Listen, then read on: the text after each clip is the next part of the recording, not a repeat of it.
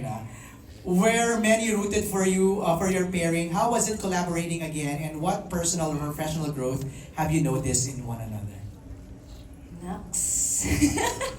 Hindi, ano ba? This isn't the first time naman na nagka-work kami after BBB, pero it's been a while. First time in a long time. Ito yung first na mahaba natin. Yes, right? yes. Kasi dun sa nakaraan yung sa movie, medyo bitin ako eh. Nabitin ako. Nakadalawang araw lang ako doon. Hindi, meron na tayo una. Ano Na yun? saan ka na kailangan kita. O sige na nga. After After that. ng mahabang panahon, nagkaroon tayo ng Yes. sarili buhay. Ito ulit yung parang... So maraming salamat sa pagpapaunlak. Uy, wala kayo sa PBB house. Pero sarap na kwentuhan niya. Nakikinig lang kami. Go ahead. But me, masaya ako na si Jane ay kasama ko dito. Alam mo yun, kasi nakakatuwa din na ma-reunite ka dun sa mga dating ka-housemate mo, di ba, sa Tama. BBB. And then, sobrang comfortable na sa isa't isa. I don't know why. Bakit ka ba? Eh kasi, marami nang pinagdaanan. Parang si Lara Jean at si Saya. Teo. Marami na silang So, pinagdaanan. masasabi ko, perfect din yung character natin. Oo. No? Yeah. From that PBB tandem to another PBB tandem. Let's go to JM. Naman! Yes! JM and Fiang. Atake! Atake. Ang question ni Chedi is, Ang how does galing mo dun. how does it feel to step into a major series and share the screen with highly acclaimed performers? Can you talk about what you've learned from working with these actors? And hindi ako kasi kami honestly ni Fiang, una pa lang ang nasa mata na namin is yung mga knowledge na ma-adapt namin working with these veteran actors, kahit sila Direk Manny, sila Direk Jojo. Doon kami nakafocus eh. Siyempre, mas nangingibabaw yung pressure, yung kaba, kasi first time namin ganito klase ng series, ng project.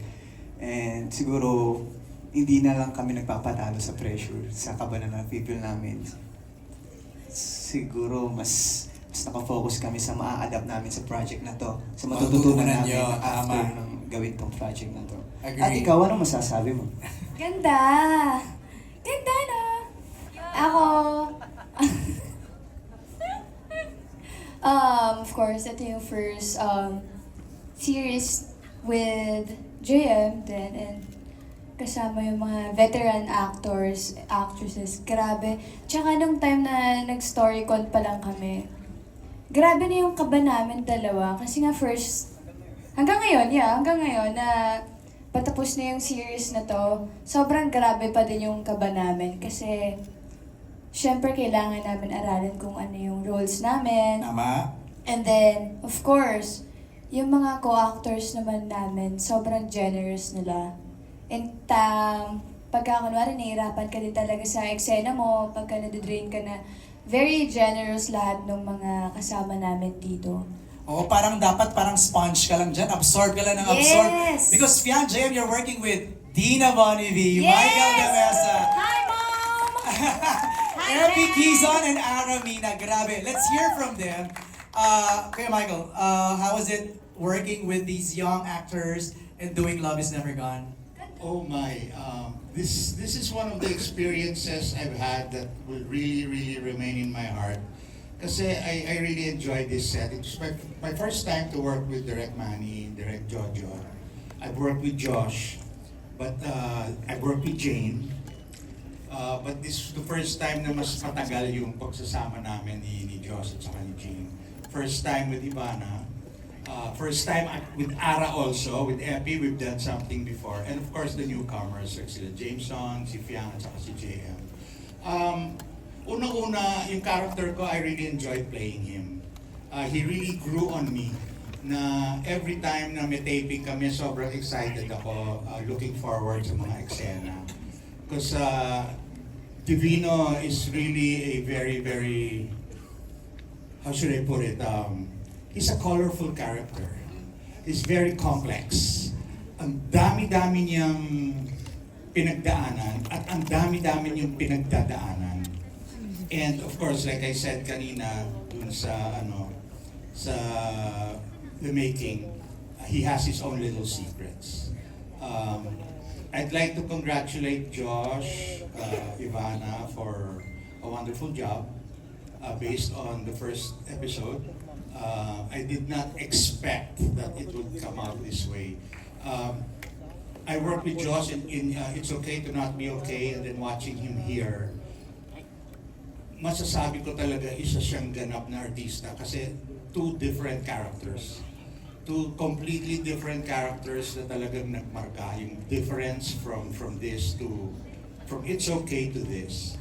And then Ivana, what a revelation. Hindi ko siya in-expect. And I also want to give a special mention to I told her this na for a newcomer, she really has something to offer. And I believe that she will be one of our future best actresses, si Fiam. Wow! Magaling siya. She knows her job. She knows her character. Yun, magaling siya. In general, magaling siya. And she, like I said, she has the potential to be a really, really great actor. Wow! Thank you, Kuya Michael. We want to hear from Miss Dina Bonnevie. Welcome back to ABS-CBN after a long time. This is my comeback to ABS, not my comeback. First, I mean, after a long time. After a long with time. Dreamscape. So I'm also very happy that I was given this role. I've worked with Direct Jojo many times and Direct Manny Palo. Parang he took the place of one of the directors before sa Blood Sisters. Nung una medyo natakot ako, sabi ko, oh no, Manny Palo. But then, when he worked kasi with us sa Blood Sisters, sabi ko, magaling siyang director kasi he's very meticulous with the characters, with the script. Nakikialam siya, bakit ganito, ganyan, inaayos niya. So, anyway, long and short of it, I was very happy to have been offered the role. And I worked naman with Mike. Jameson is the first time. Jane also first time. But I really, really wanted to work with Joshua kasi nung napanood ko siya sa movie na he had a movie with Julia na sabi ko, ang galing ng batang to, gusto kong makatrabaho. And then, I saw him pa again sa yung movie niya with Maricel, yung meet greet. Sabi ko, ang ganda ng area nilang dalawa, yung mahabang-mahaba niyang area. Sabi ko, palakpak talaga, ang galing ng batang to. Ivana, I wanted to meet her for the longest time kasi nagvo-vlog din kaming family, di ba? So, sabi ko, gusto ko ma-meet yung vlogger na yan. But I didn't expect her to be really warm. Akala ko mataray siya, pero she's so super bait, she's so loving, very generous. And then, JM and Fiam first time, but naku, Fiam is like my baby girl. Lahat naman ang nagagawa kong series, pag anak ko, nagiging anak-anakan ko talaga. And I would say, just like Michael said, Fiang has a lot to offer. I mean, she has a lot to promise her audience. She is a multifaceted performer. Talagang, kahit na magulo yan before the scene, kahit na magulo yan. Pero pag alam niyang iiyak siya, tinitingnan ko makaka-deliver ba to? Yung eksena namin na talagang confrontation, sasampalin siya. Takot na takot siya kung sasampalin ko siya. Sabi ko, hindi kita sasampalin. Hindi ako nananampal. Hindi, pwede lang kahit slight. Hindi nga kita sasampalin. Sabi ko, sabayin mo na. But I was amazed that she was able to deliver. So sa mind, magaling na. Magaling kong bulilit na to.